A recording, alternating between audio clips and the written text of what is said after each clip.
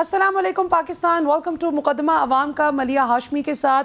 नाजरीन, पाकिस्तानी अवाम का इस वक्त सबसे बड़ा मुकदमा जो इस वक्त दरपेश है पाकिस्तान के हर घर में बच्चा बच्चा, बुजुर्ग, नौजवान, ख़वातीन, ख़ास तौर पर ख़वातीन।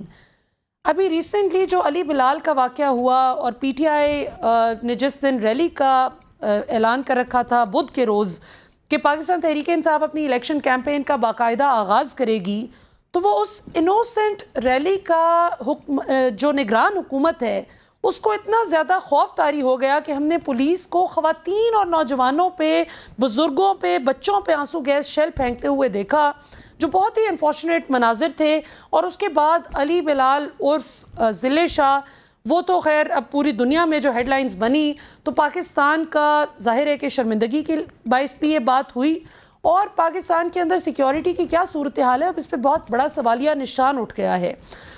आज के प्रोग्राम में हम इस पर भी बात करेंगे, पाकिस्तान तहरीक इंसाफ की इलेक्शन के हवाले से क्या स्ट्रेटजी है उस पर भी बात करेंगे। हमारे साथ मौजूद हैं जी पाकिस्तान तहरीक इंसाफ के सीनियर रहनुमा और साबिक स्टेट मिनिस्टर, जो बड़ी इफ़ेक्टिव आवाज़ है इनकी, बड़े वोकल हैं आप, स्टूडेंट लीडर थे आप जब से आपने आगाज़ किया पाकिस्तान की सियासत में बाकायदा कदम रखने से पहले। फ़ारूक हबीब साहब हमारे साथ मौजूद हैं। फ़ारूक साहब, हमें ज्वाइन करने के लिए बहुत बहुत शुक्रिया। सबसे पहले तो ये बताइए कि ये अली बिलाल के साथ जो कुछ हुआ और उसके बाद जो उसके वालिद अचानक से लापता हो जाते हैं, इस हवाले से क्या कहेंगे? जी, मैं आपसे अर्ज कर रहा हूँ, ये ज़िले शाह जो है ये एक मासूम आदमी था और ये इमोशनली और मेंटली हैंडीकैप्ड था। अल्लाह ताला ने इसको को खास सलाहियतें इसको दी हुई थी और ये हर बंदे के दिल में इसकी मोहब्बत और जिस तरीके से मैं समझता हूँ कि बर्बरियत के साथ जो पोस्टमार्टम रिपोर्ट आई है, ये कोई हैवान को दरिंदा सिर्फ शख्स ही ये कर सकता है, कोई बीमार ज़हनियत का शख्स ही ये कर सकता है, जिसको ये रहम नहीं आया कि एक इंसान है, एक इमोशनली मेंटली हैंडीकैप्ड पाकिस्तानी बच्चा है जो क्या नारा लगा रहा है, पाकिस्तान जिंदाबाद का नारा लगा रहा है, हकीकी आज़ादी की जदोजहद में इमरान खान का वो साथ दे रहा है। उसको शहीद करते वक्त पता नहीं इनकी रूह क्यों नहीं कांपी। और जिस तरीके से उसकी खोपड़ी को फ्रैक्चर किया गया, उसकी सर की हड्डी तोड़ी गई, मुंह पर तशद्दुद किया गया, पेट पे तशद्दुद किया गया, जिससे उसका जिगर लबलबा जो है वो इनसाइड ब्लीडिंग हुई और जो उसका नाजुक अज़ा है, जिस्म का जो प्राइवेट पार्ट है, उसको कुचल दिया गया है। ये ऐसा तशद्दुद, ये एक पैटर्न नजर आता है पिछले 11 माह के अंदर, जो तशद्दुद का पैटर्न था, जो शहबाज गिल के साथ हुआ, जो आजम सवाती के साथ हुआ, जो जमील फारूकी को नंगा किया गया, ये एक पैटर्न नजर आता है। ये एक उसी बीमार सोच, उसी बीमार ज़हनियत का पैटर्न जो है वो नजर आता है, उसी हैवानियत का जो पैटर्न है वो नजर आता है इस सारे मामले में। और अभी तक जो है उसके जो कातिल हैं, पुलिस जिन्होंने उसको कस्टडी में लिया, जो प्रिजन वैन में उसको लेके जा रहे थे, बजाय वो सेफ सिटी की वो फुटेजेस लेकर आए, वो हकाइक सामने लेकर आए, वो मलिया नहीं लेकर आए। और आप ये देखें कि क्या मामला है, अरशद शरीफ शहीद होते हैं, कवर अप शुरू हो जाता है। कीनिया में उनके जो वहां पर सबूत होते हैं उनको गायब कर दिया जाता है। इमरान खान के ऊपर कातिलाना हमला होता है, कवर अप शुरू हो जाता है। डीपीओ वीडियो बनाता है, फिर सीटीडी में वीडियो बनती है, फिर जेआईटी को इन्फ्लुएंस करके उसको जो है वो उसके अंदर तकसीम पैदा की जाती है, सबूतों को मिटाए जाने की कोशिश की जाती है। यहाँ क्या हो रहा है, यहाँ पहला कवर अप आता है जब ज़िले शाह की डेड बॉडी हॉस्पिटल पहुंचती है, पहला कवर अप आता है, पुलिस कहती है ये रोड एक्सीडेंट के अंदर इसकी शहादत हो गई। बिल्कुल। उसके बाद जो केयर टेकर निगरान इंफॉर्मेशन मिनिस्टर हैं वो टीवी पे आके बयान देते हैं, ये तो इमरान खान ने को पुरानी वीडियो शेयर कर दी है जेल भरो तहरीक की, पुलिस ने तो इसको गिरफ्तार ही नहीं किया। अच्छा। जबकि वहां उसके साथ जो बच्चा काशिफ गिरफ्तार होता है वो कहता है कि ये हमारे साथ था। उसके बाद पीएनएन के रिपोर्टर है जुहेब काजमी, लाहौर में, वो रिपोर्टिंग करते हैं जी। उन्होंने ज़िले शाह का 4:05 पे उसकी प्रिजन वैन में उसका बयान रिकॉर्ड किया, जिसमें उसने कहा शाह जी आपको भी पकड़ लिया, अब आगे क्या क्या प्रोग्राम है। उसने कहा कि मैं इमरान खान की खातिर जान देने को भी तैयार हूँ। उसके बाद वो कहता है कि उसके बाद भी काफी देर तक वैन वहां पे खड़ी रही है। उसके बाद उसको किस तरफ लेके जाया जाता है, پولیس کچھ نہیں بتا رہی. یہ کسٹوڈیل ٹارچر کا جو ہے یہ مقدمہ ہے.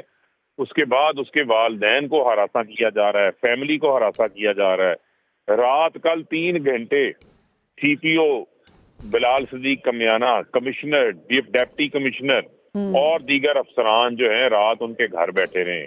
آج صبح سے فیملی کو انہوں نے ایک قسم کا اغوا کیا ہوا تھا. ان سے بیان 164 کا بیان دلوا رہے تھے کہ جی ہماری پولیس ہماری ملزم نہیں, ہم سے اس دن جو پولیس کے خلاف درخواست دی ہے وہ سادہ کاغذ کے اوپر ہم سے دستخط اور انگوٹھے کروا لیے گئے. یہ کیا پیغام دینا چاہتے ہیں؟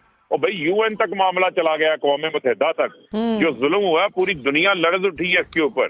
اس بچے کی معصوم کی شکل دیکھ کر آج human rights watch, Amnesty international جو ہے سب کی طرف سے آزاد تحقیقات کا مطالبہ آ رہا ہے. یہ اس کو ایسے ابرائے گا نہیں جانے دیں گے. یہ اس دن زمان پارک پہ جو حملہ کیا گیا وہ عمران خان پہ حملہ تھا. چاروں طرف سے کنٹینر لگا کر راستہ بند کر دیا گیا تھا. عمران خان کو یہاں سے اٹھانے کا, اغوا کرنے کا, عمران خان کے اوپر دوبارہ سے کسی قسم کے حملے کا منصوبہ تھا. پولیس اس کی سرپرستی کر رہی تھی. پیچھے سے ہدایات ان کو وہ لوگ دے رہے تھے جنہوں نے عمران خان کے اوپر وزیر آباد میں حملہ کروایا تھا, وہ ہدایات دے رہے تھے. اور خون ریزی کا بڑا منصوبہ تھا. اور ضلع شاہ کی جب ہم نے اپنی ریلی کال آف بھی کر دی, اس کے بعد تک آپ کے علم میں ہونا چاہیے ملیحہ کہ شیلنگ ہو رہی تھی, بٹن چارج ہو رہا تھا, گاڑیوں کو توڑا جا رہا تھا. یہ تو جب ضلع شاہ کی شہادت کی خبر آئی اور سوشل میڈیا کے اوپر ایک بیک لیش آنا شروع ہوا ان کی بربریت ظلم کا, یہ اس کے بعد پیچھے ہٹے. ورنہ ان کے عزائم اور مقاصد اور تھے, ان کا مقصد کچھ اور تھا. یہ بڑا ظلم کرنے کے لیے آئے تھے. یہ 25 مئی کا پلاٹ 2 تھا. یہاں پر ماڈل ٹاؤن کی دوبارہ ہسٹری دہرانے کا پروگرام بنایا گیا تھا. پولیس کو اس میں استعمال کیا جا رہا تھا, جس کی قیادت جو ہے لاہور کا سی سی پی او بلال صدیق کمیانہ کر رہا تھا, جو 25 مئی کو بھی یہیں پہ سی سی پی او لاہور تعینات تھا. اور وہ شریف خاندان کا ذاتی ملازم ہے, خاص آدمی ہے ان کا. پولیس افسر کوئی بھی ہو, اس کو اپنی آئینی اور قانونی ذمہ داری سے باہر جا کے کام نہیں کرنا چاہیے. کہاں دیکھا دنیا میں پولیس جان مال کا تحفظ کرتی ہے, لوگوں کی گاڑیاں توڑتی ہے. وہ خواتین کا خیال نہیں آ رہا ان کو.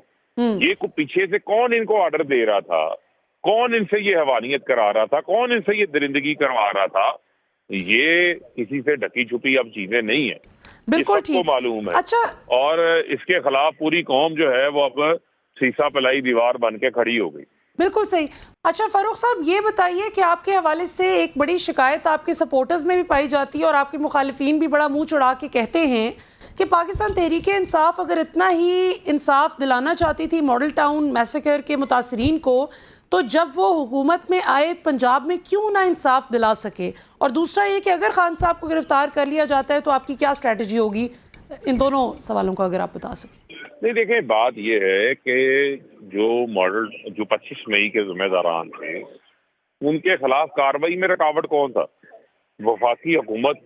اور وفاقی حکومت جس کی بیکنگ پہ آئی ہے کسی سے ڈھکی چھپی نہیں ہے, کیونکہ یہ تمام C S P officer establishment division کے ملازم ہیں.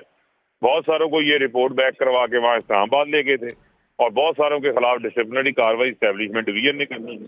یہ تو جب وفاقی حکومت ہماری واپس آئے گی, صوبائی حکومت بھی انشاءاللہ بنے گی, عمران خان صاحب وزیر اعظم بنیں گے, یہ پاکستان کے اندر ہمیشہ کے لیے طے ہونا ہے کہ وہ لوگ, وہ افسران جو اپنے اختیارات سے زائد تجاوز کرتے ہیں, جو غیر قانونی احکامات کے اوپر عمل پیرا کرنے کے لیے ذاتی ملازم بن جاتے ہیں, بربریت کرتے ہیں, ظلم کرتے ہیں, انسانی حقوق کی خلاف ورزیاں کرتے ہیں, ان کے خلاف ڈسپلنری ایکشن جو ہے وہ لازمی ہوگا. اور خان صاحب میں آپ کو بتا رہا ہوں, جی دیکھیں عمران خان کو کس چیز پہ گرفتار کرنا ہے؟ انہوں نے عمران خان نے کوئی چوری کی ہے, کوئی ڈاکہ مارا ہے, کوئی ملک کو لوٹا ہے؟ عمران خان تو پاکستان کا فخر ہے.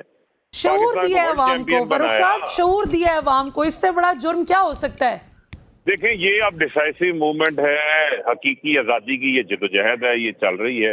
یہ تحریک پاکستان میں پاکستان بنا تھا. اب پاکستان کو جو انہوں نے اخلاقی طور کے اوپر ذہنی غلام ان لوگوں نے بنایا, جو قوم کو قوم نہیں بننے دیا, اب یہ رول آف لا کے لیے حقیقی آزادی کی تحریک ہے, اور اس میں لوگ اب عمران خان کے ساتھ کھڑے ہیں. بالکل صحیح. بہت شکریہ فاروق حبیب صاحب, آپ ہمارے ساتھ موجود تھے. ناظرین, یہاں پر وقت ہو ایک شارٹ کمرشل بریک کا. بریک سے واپس آئیں گے تو گفتگو کے سلسلے کو یہیں سے آگے جوڑیں گے اور پاکستان کی موجودہ سیاسی صورتحال پر ایک گہری نظر ڈالیں گے اور وے فارورڈ تلاش کرنے کی کوشش کریں گے after the break. Welcome back ناظرین, ہمارے ساتھ موجود ہیں پاکستان پیپلز پارٹی کے سینئر رہنما اور پاکستان کے ممتاز ماہر قانون, میرا خیال ہے سب سے زیادہ جن کی قانونی رائے کو پاکستان کی کانسٹیٹیوشن کے بعد اہمیت دی جاتی ہے, ہمارے ساتھ موجود ہیں بیرسٹر سینیٹر اعتزاز احسن صاحب. اعتزاز صاحب, ہمیں جوائن کرنے کے لیے بہت بہت شکریہ. بڑا آئینی بحران پاکستان میں کریٹ ہو چکا ہے.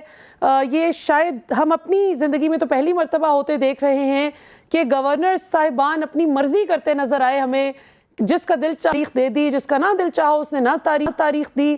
تو یہ فرمائیے گا کہ ابھی یہ جو ہم نے قتل و غارت گری ہوتے دیکھی ہے ریسنٹلی لاہور میں, کیا نگران حکومت کو آئین اور قانون اجازت دیتا ہے کہ وہ اس طرح سے تشدد کریں سیاسی جماعت بن کے؟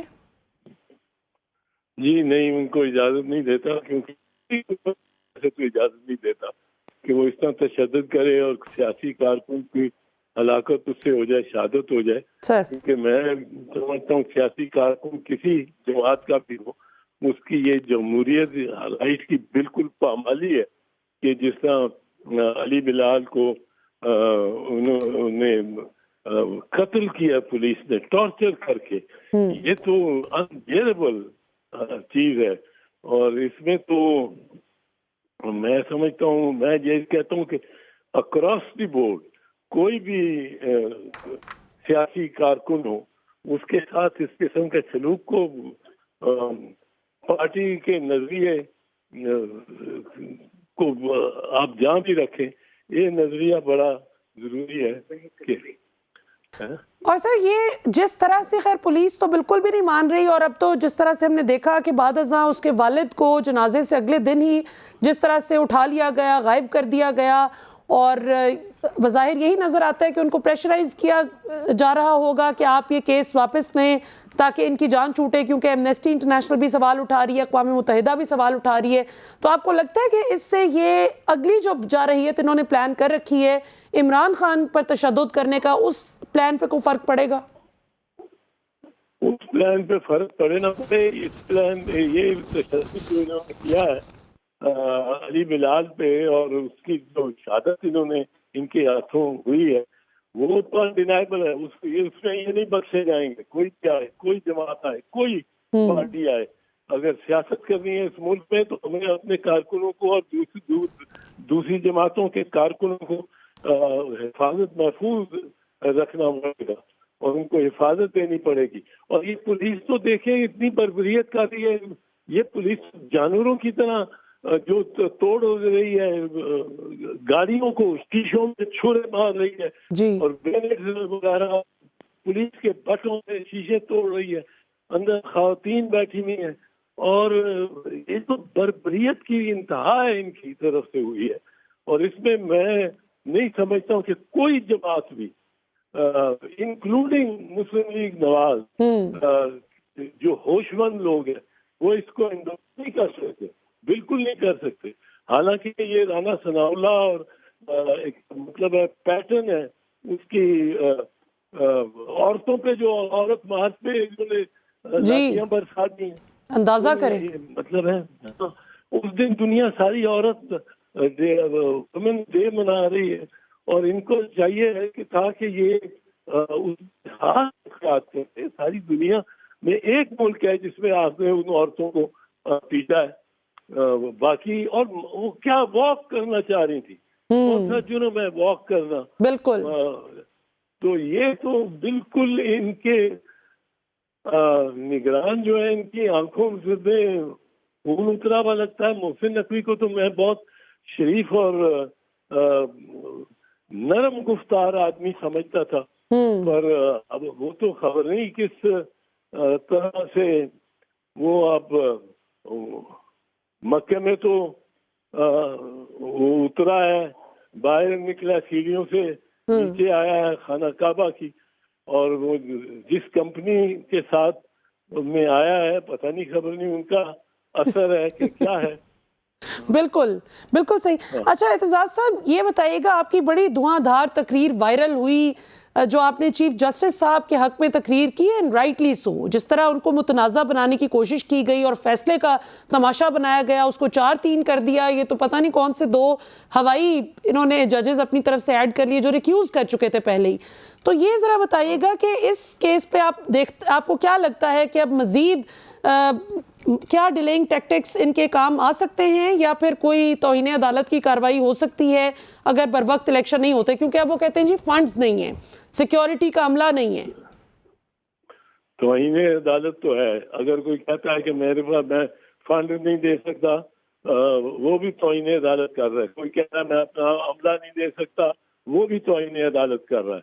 और जो इसमें रिक्वायरमेंट्स हैं इलेक्शन कमीशन की, वो पूरी होना लाजिम है हर किसी पे। तो लेकिन ये जो बात है कि ये गवर्नर KPK जो कर रहा है जी, मुझे समझ नहीं आती ये जजेस क्या कर रहे हैं इस वक्त। एक चीफ जस्टिस को तलब कर लेना चाहिए, उसको बुलाना चाहिए, भाई आपको क्या तकलीफ है, आप हमें बताएं, क्यों नहीं आप ये कर रहे हैं। वो वहाँ उसकी टिकटिकी बन जाएगी। वहाँ वो कहेगा जनाब मैं ऐसा ताउन करूंगा, मैं अभी उसको कहें जाओ अभी जाओ और अभी डेट दो इसी वक्त, और हमें इन्फॉर्म करो वापस कि आपने डेट दे दी है, फिक्स कर दी। ये इनकी सांस रुक जाएगी, गले में बात नहीं निकलेगा। ये अभी नरमी से चल रही है कोई सुप्रीम कोर्ट, वो अदलिया जो है वो जिस तरह के वो बयानात और जिस शक्ल से वो जिस अंदाज से वो मध्यम तनकीद कर रही है अदालत पे, कोई इंतहा ही नहीं। तो ये एक डिलिबरेटली आप देखेंगे इतना जो लॉ मिनिस्टर और अटॉर्नी जनरल का इस्तदलाल था जी, उधर से फैसला सुना और बाहर निकलते ही उन्होंने एकदम जिसका पता नहीं पहले से सोचा हुआ था ये कर दिया कि ये बेंच पे तो 7 जज थे जी, कहाँ 7 जज थे, वो 5 मेंबर बेंच था, तो उनकी रूहें बैठी हुई थी वहाँ दाएं और बाएं। और फिर किसी जज ने जब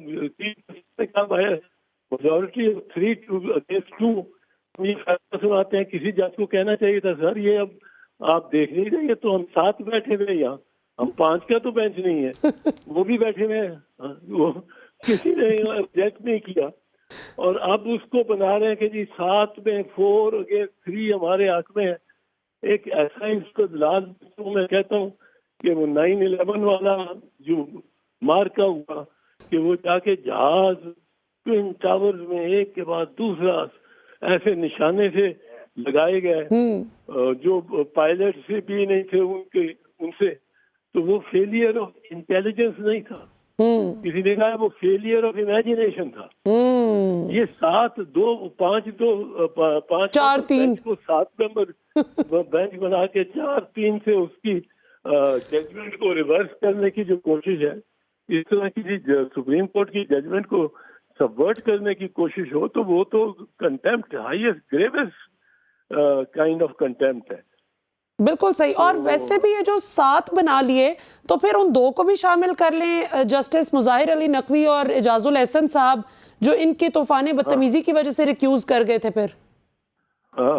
हाँ नहीं, ये तो 7 मेंबर बनाना ही लव है। किस तरह हो सकता है? वहाँ मुझे किसी एंकर एक ने पूछा कि ये जो 7 थे, ये वो सर जी आप कहते हैं 5।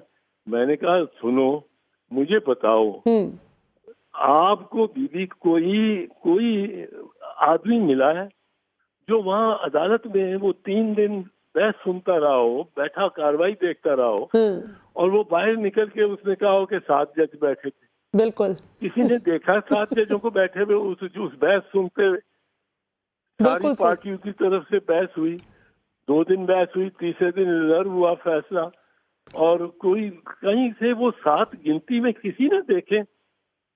तो ये फिक्शन जो है, एक मफरूजा, एक बिल्कुल बनाई हुई हवाई बात, उसको अगर सीरियसली लिए जाने लगा तब मुझे महसूस हुआ कि ये तो आइसोलेट करने की कोशिश है चीफ जस्टिस को। Yes, justice is on the right कि भाई हमने फैसला दे दिया है, سب کو سن کے فیصلہ دیا, اور اس میں کوئی شک ہی نہیں ہے کہ آئین کہتا ہے کہ not later than 90 days. Yes. یہ بھی نہیں کہتا کہ within 90 days. بالکل کہتا ہے not later than 90 days. یہ پڑھتے ہیں آرٹیکل 224, میں پڑھتا ہوں آرٹیکل 105. بالکل اس میں لکھا ہے not later than 90 days. بالکل Not later than 90 days is not just within 90 days. Not later than 90 days means کہ 91st day کو یہ میعاد ختم ہو جائے گی. بالکل صحیح. اب 91st ڈے کو اگر میعاد ختم ہو جاتی ہے تو نگران حکمرانوں کی بھی میعاد ختم ہو جاتی ہے. بالکل وہ کس طرح چلائیں گے؟ کاروبار پنجاب کا اور خیبر پختونخوا کا اگر 90 دن میں الیکشن نہ ہوئے, اور وہ کس طرح بیٹھے رہیں گے؟ وہ نہیں بیٹھے رہ سکتے, وہ تو بیروپیے ہو جائیں گے ایک دم. بالکل صحیح. اچھا اعتزاز صاحب, یہ جو منسٹرز جن کی منسٹریز یہ بات کرتی ہیں کہ جی ہم پیسہ نہیں دے سکتے تو ہم سیکیورٹی نہیں دے سکتے, انٹیریئر منسٹری, فائنانس منسٹری, یا اگر معزز عدلیہ یہ کہے کہ ہم جوڈیشل آفیسرز نہیں دے سکتے, تو اس حوالے سے آپ فرمائیے گا کہ یہ کیا فائنانس منسٹر, انٹیریئر منسٹر, پھر ان کی کرسیاں بھی ڈار صاحب اور رانا صاحب کی کرسیاں خطرے میں آتی ہیں اگر انہوں نے اس طرح کے ایکسکیوزز دیے؟ کنٹیمپٹ ہے, اور یہی نہیں, پرائم منسٹر پہ کنٹیمپٹ لگتی ہے. اور پرائم منسٹر کو یاد رکھنا چاہیے, میں بار بار کہہ رہا ہوں کہ یوسف رضا گیلانی کو کنٹیمپٹ میں سزا ہوئی till the rising of the court. 2 second میں کی سزا تھی, کیونکہ انہوں نے اناؤنس جس طرح کیا مجھے ایڈریس کر کے کہ چوہدری صاحب میں وکیل تھا یوسف رضا, جی جی, یوسف خط لکھنے کا جو معاملہ تھا, جی جی, the respondent to imprisonment till the rising of the court, and the court now rises. وہ کورٹ اٹھ گئی, وہ اس کی سزائی پوری ہو گئی, اور اس کو ڈسکوالیفائی کیا گیا فرام بالکل پرائم منسٹرشپ, اور اس کو 5 سال کے لیے نااہل قرار دیا گیا. بالکل صحیح. تو یہ اچھا شہباز شریف کے ساتھ یہ ہو سکتا ہے. اچھا, اور ویسے بھی اعتزاز صاحب الیکشن کمیشن نے بھی تو شہباز شریف صاحب کی بطور پرائم منسٹر ان کی کورٹ میں بال پھینک دی ہے نا, کہ وہ انشور کریں کہ یہ ساری منسٹریز کوآپریٹ کریں. ہاں ٹھیک کیا اس نے. the buck stops with the prime minister. Prime minister is the chief executive officer of the federation. تو بالکل ٹھیک کیا چیف الیکشن کمشنر نے, ان کو کہا کہ یہ میرے یہ مجھے ضرورت ہے, آپ پوری کریں. ان کو he has to. بالکل صحیح. اچھا اعتزاز صاحب, ابھی آپ نے میں سن رہی تھی کل پرسوں میں آپ بات کر رہے تھے اور بڑی پرٹیننٹ بات کی, یہ پوائنٹ ویسے کسی نے قانونی نقطہ ریز نہیں کیا تھا, وہ میں چاہوں گی تھوڑا سا آپ ایکسپلین کر سکیں اگر, جو آپ نے فرمایا کہ نواز شریف صاحب جب مجھے کیوں نکالا, ریلی نکال کر اسلام آباد سے لاہور کے لیے نکلے تھے جی ٹی روڈ پر, تو اس وقت اگر معزز عدالت بلا لیتی, وہ ذرا تھوڑا سا ایکسپلین کیجیے گا کہ ہماری آڈینس سمجھ سکے کہ کیا فرق پڑ سکتا تھا اگر اس وقت عدالت انٹروین کرتی. والی بات ہے جی کہ بر وقت کوئی کام ہو. اگر میں سمجھتا ہوں آج کہ اگر جب وہ لے کے جا رہے تھے نواز شریف اس کو اپنی ریلی, اور اس میں بار بار وہ لگے کہ مجھے کیوں نکالا, اور یہ 5 لوگ اور یہ خدائی مخلوق, یہ ساری چیزیں کانسیپٹ انہوں نے دیے اس پہ, وہ ان کو کوئی 7-8 گھنٹے لگے جی ٹی روڈ پہ جاتی عمرہ پہنچنے تک, اور 3-4 جگہ انہوں نے خطاب کروایا. اب اس پہ اگر اس وقت ہی جب وہ پہنچے جاتی عمرہ 10 کیجیے رات کو 1 بجے, اگر ان کو وہاں سپریم کورٹ کا اہلکار کھڑا ہوتا پروانہ لے کے ڈپٹی رجسٹرار کہ جی کل صبح 11 بجے آپ کو سپریم کورٹ نے بلایا ہے, اور آپ آ کے وہاں ان کو سیٹسفائی کریں ججز کو کہ آپ جو کر رہے ہیں وہ بالکل درست ہے, یہ مجھے حکم ہوا ہے کہ آپ کو یہ طلب کرنے کا جو سمن ہے یہ آپ کو تک پہنچاؤں, آپ صبح 11 بجے آئے. آگے سے بات ہی نہیں کرنے کے 11 بجے پہنچے ہونا تھا.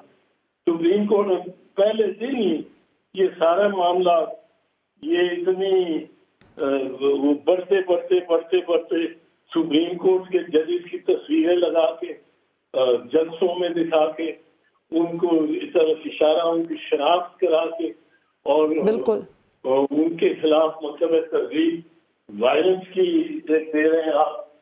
یہ کچھ بھی نہیں تھا ہونا بھائی, اسکاچ ہو جانا تھا اس معاملے میں. بالکل صحیح. اور اعتزاز صاحب آپ کو لگتا ہے مریم صاحبہ جو جلسوں میں معزز جج صاحبان کی تصویریں لگا کے جس طرح سے ان کی تضحیق کر رہی ہیں, اس پہ کوئی قانونی چارہ جوئی بنتی ہے؟ قانونی چارہ جوئی تو بالکل بنتی ہے. یہ تو مطلب توہین عدالت ہے, یہ تو صریحاً توہین عدالت. از خود نوٹس لیا جا سکتا ہے معزز عدالت کی جانب سے اگر وہ چاہیں؟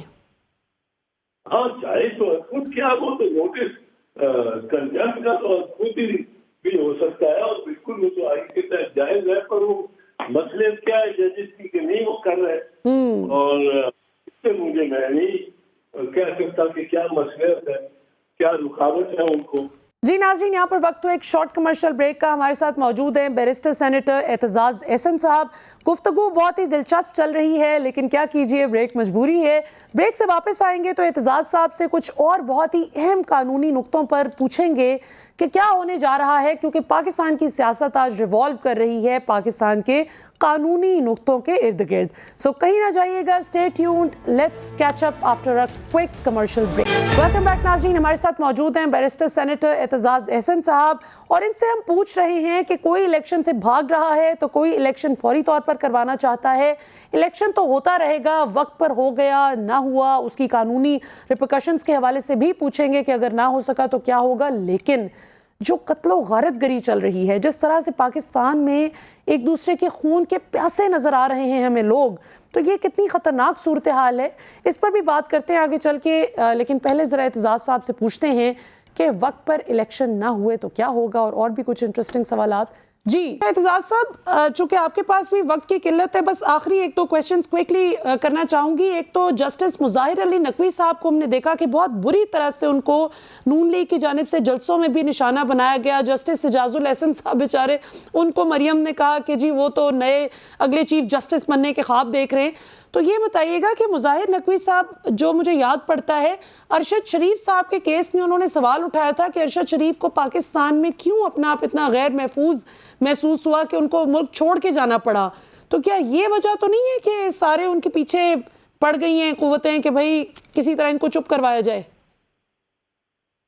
نہیں دیکھیں, یہ تو وجہ تو کوئی سمجھ ہی نہیں آتی, کیونکہ یہی جو جج تھے, یہی جج اور یہی عمر بندیال چیف جسٹس تھے جنہوں نے غالباً جس دن vote of no confidence motion move ہوا ہے جی, تو رات کو 12 بجے عدالت لگا دی تھی, اور پہنچ گیا کہ سارے رش کر کے سپریم کورٹ میں, اور پرزنر وین بھی ساتھ تھی, اور وہ انہوں نے انشور کیا کہ ووٹ آف نو کانفیڈنس پہ ووٹ ہو, اور اس کی اسپیکر کی رولنگ ختم ہو, ختم کرا دی.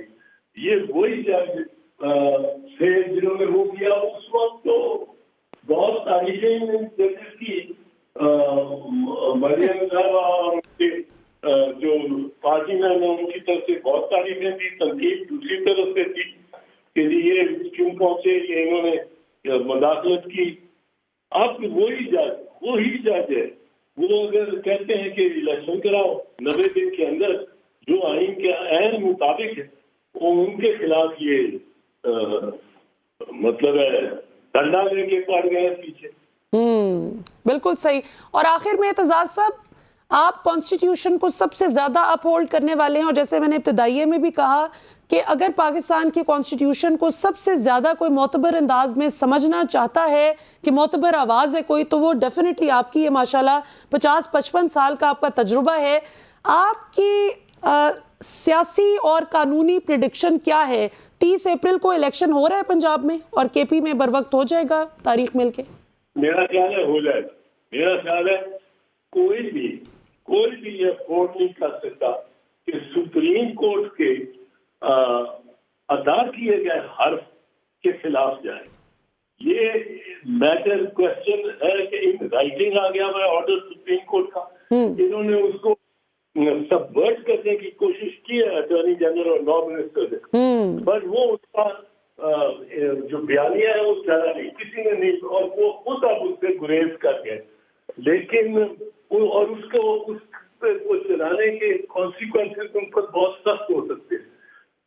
اب یہ میرا تو خیال ہے election according to supreme court verdict ہوں گے، اور اگر کوئی بیچ میں دشواری کریٹ کرے گا تو سپریم کورٹ نے ذرا طلب کر لیا، بلا ہی لیا اپنے کہ آپ کی عدالت میں آپ ذرا وضاحت کریں، تو وہ بھی کوئی بھی ہو وہ بھی سیدھا ہو جائے۔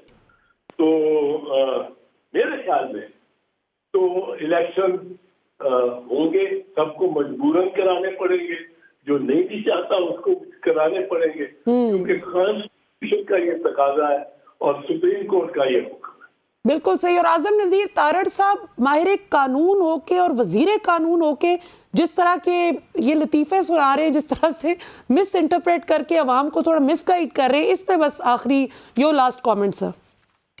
نہیں، ان کا لاسٹ جو کل پریس کانفرنس میں کل یا پرسوں کی ہے، اس میں تو وہ بالکل انہوں نے ذکر ہی نہیں کیا 7 ججوں کا بینچ اور 4 ججوں کی جو اکثریت، وہ خود اس بات پہ چلے گئے اب کہ الیکشن تکنیکی طور پہ نہیں ہو سکتے رقم اور وہ اس بات سے گریز کر گئے، چھوڑ دیا انہوں نے، اس پر احساس ہو گیا کہ یہ کتنی لمب بات انہوں نے کی ہے کہ 2 جج جو اس طرح تو اگر کرنا ہو تو پھر ایک جج بیٹھا ہو اگر کراچی، وہ اپنے فیڈرل جج ہے کہ آپ کا یہاں وہ کیس لگا ہوا ہے، تم اس میں بینچ پہ ہو، اور اگر خلاف جاتا ہوا نظر آئے تو میرا ووٹ بھی ڈال دینا۔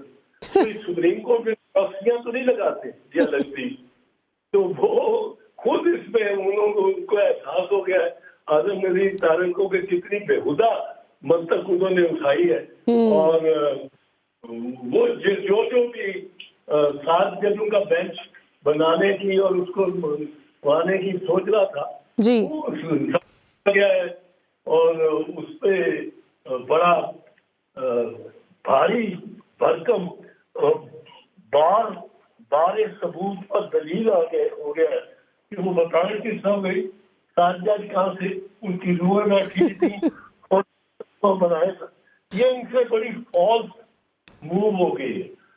اس کی وجہ سے اعظم نذیر تارڑ تو ڈیفینس میں ہو گیا، اس نے چھوڑ ہی دیا، نکل ہی نہیں پچھلے 8-9 دن سے اس بات کا کہ 7 جج کا بینچ 7 جج کا بینچ تھا یا 5 جج کا بینچ تھا، وہ اب حکومت کی اس کنارہ کش ہو گئی ہے اس دلیل سے، وہ اب مردم شماری پہ چلے گئے، ڈیجیٹل مردم شماری کسی کی ہوگی اور کسی کی نہیں۔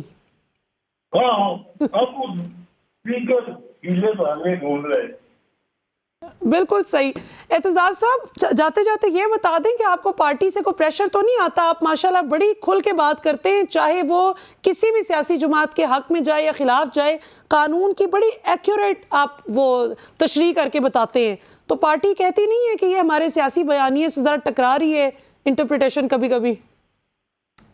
میں پارٹی کے معاملات جو ہیں وہ باہر پبلکلی تو ڈیزائن نہیں کرنا چاہتا، نہ لانا چاہتا ہوں، پر ایک گروہ ایسا ہے جس نے آج کوئی پریس کانفرنس کی ہے، میرے نوٹس میں کچھ لوگوں نے اس کا بھیجا ہے، اچھا، اور میں اس کو اندر ہی ڈیل کروں گا، پر یہ وجہ ہے کہ کچھ لوگ پریشان ہیں پارٹی میں میرے دلیل اور استدلال کے، اور لطیف کھوسا بھی ویسے تو میرے بالکل ہمدوا ہے اس معاملے میں، صحیح، اور دوسری خلاف پارٹی کے اور اپنی پارٹی کے بارے میں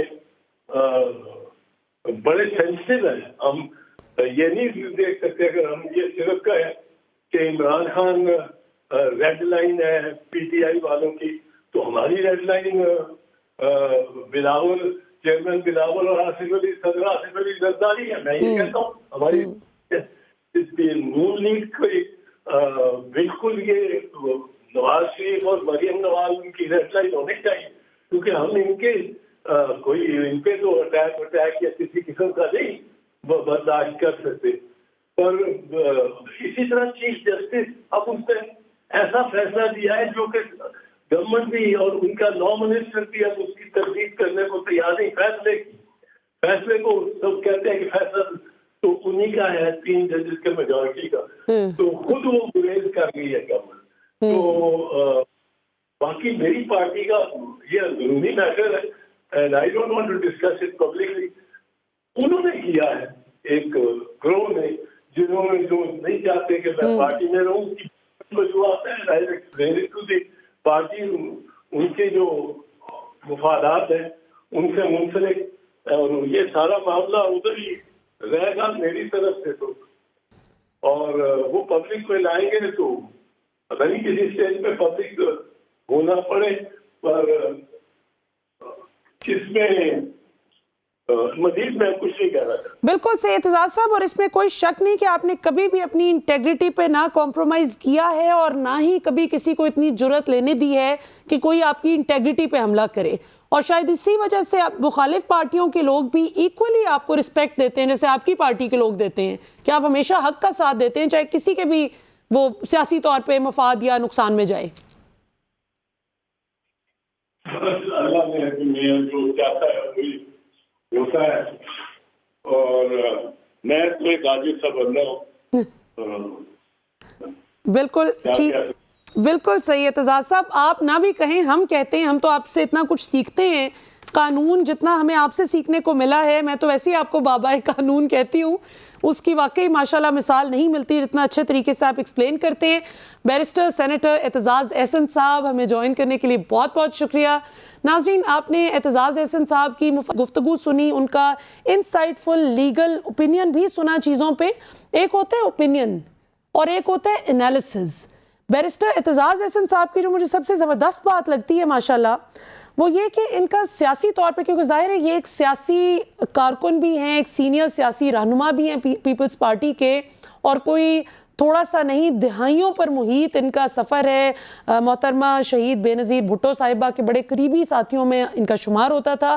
تو یہ ایک تو سیاسی اوپینین ان کی جو بھی ہو وہ ان کی سیاسی جماعت کو سوٹ کرے نہ کرے, جو میں نے آخر میں سوال بھی ان سے پوچھا, کیونکہ ظاہر ہے آئی واز نیچرلی انٹریگڈ کہ یہ کیسے ممکن ہے کہ آپ ایک سیاسی جماعت سے آپ کا تعلق ہو اور آپ قانون کی اپنا قانونی ہیٹ پہن کر اتنی ایکیوریٹ اس کی انٹرپریٹیشن کریں, اور بعض اوقات وہ آپ کی پارٹی کے فیور میں جائے اور بعض اوقات وہ بالکل آپ کی پارٹی کے خلاف جائے.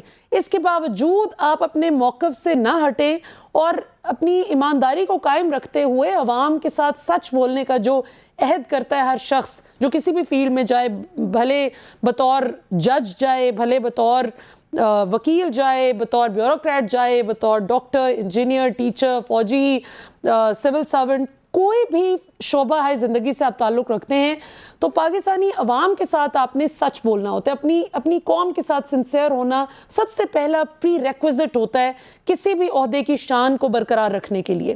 تو میں پرسنلی اس بات پر بہت خراج تحسین بھی پیش کرتی ہوں اعتزاز صاحب کو, اور ان سے بہت کچھ ہمیں ہمیشہ, کیونکہ میں تو اسٹوڈنٹ بھی ہوں, قانون ان سے سیکھا بھی ہے, سمجھتے بھی ہیں, تو ہمیں بہت کچھ سیکھنے کا موقع بھی ملتا ہے. اور یہ جو امپارشل ہو کے فیکٹس پہ دلائل کے ساتھ بات کرنا, یہ ایک ایسی چیز ہے جو آج پاکستان کی ینگ جنریشن کو سیکھنے کی ضرورت ہے. ہم سب کو اعتزاز صاحب سے بہت کچھ ہمیں سیکھنے کی ضرورت ہے, لیکن چونکہ ہم کرٹیکل رول پلے کر رہے ہیں لہٰذا ہم سوال کریں گے کہ یہ حکومت یہ وعدے کر کے آئی تھی الیکشن سے پہلے, تو اب انہوں نے کس حد تک ان وعدوں پر ہی عمل پیرا ہوئے, ہمیں بتایا جائے. تو میڈیا کا کام تو ایک واچ ٹاک کا ہوتا ہے کہ آپ نے چیک کرنا ہوتا ہے کہ کہاں پر کیا غلط ہو رہا ہے.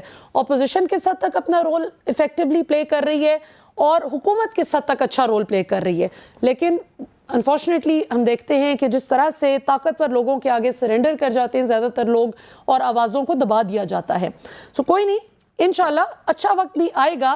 عام طور پر ہمیں شو میں 1-on-1 اتنا مونولوگ پہ بات کرنے کا موقع نہیں ملتا, تو میں نے آج سوچا کہ آخر میں ذرا ہارٹ ٹو ہارٹ کچھ دل کی باتیں آپ سے کروں گی. اعتزاز صاحب سے ہم نے قانونی رائے لی, فاروق حبیب سے ہم نے پوچھا کہ ابھی کیا ان کی اسٹریٹجی ہے, عمران خان صاحب کو بائی ہک اور بائی کروک گرفتار کرنے کی جو اس وقت ظاہر ہے کہ حکومت کی خواہش ہے, جس کا بارہا اظہار رانا ثناء اللہ کر چکے ہیں, مریم نواز کر چکی ہیں, اور پیپلز پارٹی بڑا انٹیلیجنٹلی اس پہ خود کو ذرا تھوڑا سا ڈسٹنٹ کیے ہوئے اس ساری چیز میں. کئی سیاسی مبصرین کی یہ رائے ہے کہ پیپلز پارٹی اس لیے خاموشی سے یہ سب دیکھ رہی ہے کہ نون لیگ پہ سارا اس کا بوجھ گرنا چاہیے پی ڈی ایم حکومت کی کارکردگی کا، کیونکہ پرائم منسٹر ان کے ہیں، وزیر خزانہ ان کے ہیں، پیٹرولیم کے، انرجی کے وزیر ان کے، جتنی بھی وزیر داخلہ ان کے، ساری پاورفل منسٹریز ان کے پاس. اور جو ذرا بسپ ہے جس پہ عوام خوش ہوتی ہے کہ کیا آپ کی امداد کی جا رہی ہے، یا فورن منسٹری ہے جو ہلکا پھلکا سا کام ہے، جو اتنا کوئی مشکل کام نہیں ہے. ابھی جو فی الحال بلاول صاحب کی پرفارمنس دیکھ کے بھی نظر آتا ہے کہ وہ اچھے ورلڈ ٹور پہ نکلے ہوتے ہیں، ایسے ایسے ملک جن کے ہم نے نام بھی کبھی نہیں سنے، ان پہ بھی بلاول صاحب ٹور کر رہے ہوتے ہیں. سو مچ سو کہ افغانستان میں اتنی امپورٹنٹ میٹنگ ہوتی ہے جس پہ Bilawal as foreign minister of Pakistan موجود نہیں ہوتے، لیکن وزیر دفاع خواجہ آصف صاحب جاتے ہیں اور ہماری انٹیلیجنس ایجنسی کے سربراہ جاتے ہیں. ایسے عہدے جن پر درست لوگوں کو فائز کرنا چاہیے تھا، وہاں پر آپ نے انکمپیٹنٹ لوگوں کو بٹھایا جہاں جہاں پر، اور جس طرح سے عوام کی ایکسپیکٹیشنز عمران خان سے تھیں، جہاں جہاں پہ بھی جن جن پوائنٹس پہ پوری نہیں ہوئی، جناب الیکشن میں لوگ پی ٹی آئی سے بھی سوال کریں گے، نون لیگ سے بھی سوال کریں گے، پیپلز پارٹی سے بھی سوال کریں گے، فضل الرحمان صاحب سے بھی سوال کریں گے. اور اس وقت پی ڈی ایم جماعتوں کو سب سے زیادہ خدشہ یہ ہے کہ سب سے زیادہ سوالات تو ہمیں کیے جائیں گے، کیونکہ ہمیں ہی اتنی جلدی مچی ہوئی تھی کہ ہم نے فوری طور پر عمران خان حکومت کو گرا کر ابھی آنا ہے، ہم مسیح ہیں، اور ہم مسیح ثابت نہیں ہو سکے. الٹا ہم نے ایسی مہنگائی کر دی کہ آج پاکستانی عوام سر پکڑ کر رو رہی ہے مہنگائی کے ہاتھوں. سو یہ ناظرین کچھ ابھی تک کی تازہ ترین صورتحال ہے جس پر آج کے پروگرام میں ہم نے بات کی. اب ذرا آئیے آپ کو لیے چلتے ہیں، اعتزاز احسن صاحب کی گفتگو سنواتے ہیں جس میں انہوں نے کچھ بڑی پاورفل لائنز ادا کی اپنی جوڈیشری کے وقار کے تحفظ کے اعتبار سے، اور چیف جسٹس آف پاکستان کو جس طرح متنازع بنانے کی کوشش کی جا رہی تھی نون لیگ کی جانب سے، خاص طور پر جس طرح ان کو اٹیک کیا جا رہا تھا صرف اس لیے کہ انہوں نے الیکشن بر وقت کروانے کا جو حکم دیا، وہ چیز ظاہر ہے کہ ان جماعتوں کو بالکل یہ فیصلہ موافق نہیں آ رہا، نہ آنے والا ہے الیکشن میں، جو الیکشن سے بھاگ رہے ہیں اپنی خراب کارکردگی کے باعث. سو آئیے چلتے ہیں، اعتزاز احسن صاحب کی گفتگو سنتے ہیں جو انہوں نے کہا کہ اگر Imran Khan P T I کی ریڈ لائن ہے تو میری ریڈ لائن بلاول اور زرداری صاحب ہیں، نون لیگ کی ریڈ لائن نواز شریف صاحب ہیں، لیکن میں چونکہ وکیل ہوں اور میرا جوڈیشری سے بڑا گہرا تعلق ہے، 50 سال سے زائد کا عرصہ گزر گیا، میں نے کام کیا ہے اس فیلڈ میں، تو چیف جسٹس آف پاکستان ہماری ریڈ لائن ہے. Let's watch. Governor Khyber Pakhtunkhwa کھلی توہین عدالت کر رہا ہے کہ اس پہ تو یہ واجب تھا، لازم تھا کہ where the governor himself dissolves the assembly, he shall appoint a date not later than 90 days, not later than 90 days. 90 دن جمع 21 دن، 111ویں دن یہ نگران بالکل ختم ہو جائے گی ان کا اختیار. کوئی حکومت نہیں رہے گی پنجاب یا خیبر پختونخوا میں. جو سازشیں اب ہو رہی ہیں وہ چیف جسٹس آف پاکستان کے خلاف ہو رہی ہیں. میں پاکستان کے وکلاء کی جانب سے یہ ان کا درس جانتے ہوئے عرض کرنا چاہتا ہوں کہ چیف جسٹس آف پاکستان ہماری ریڈ لائن ہے. اس کے خلاف سازشیں ہوئیں، اس کے فیصلے کو، یہ جو فیصلہ آیا ہے جس کے تحت الیکشن پنجاب کا ہو رہا ہے، اس کو کچھ ڈائلیوٹ کرنے کی کوشش کی گئی، الیکشنز کو کسی بہانے 90 دن سے زیادہ کرنے کی کوشش کی گئی. جو محکمہ کرے گا کہ ہم پیسے نہیں دے سکتے، جو محکمہ کرے گا کہ میں رینجرز نہیں دے سکتا، جو محکمہ کرے گا میں کوئی اپنی سروسز نہیں دے سکتا، وہ محکمہ توہین عدالت کر رہا ہوگا. جی ناظرین، آپ نے اعتزاز احسن صاحب کی گفتگو سنی. آج کے لیے اتنا ہی. آپ سے پھر انشاءاللہ رات 8 بجے ملاقات ہوگی. پاکستان ہمیشہ زندہ باد.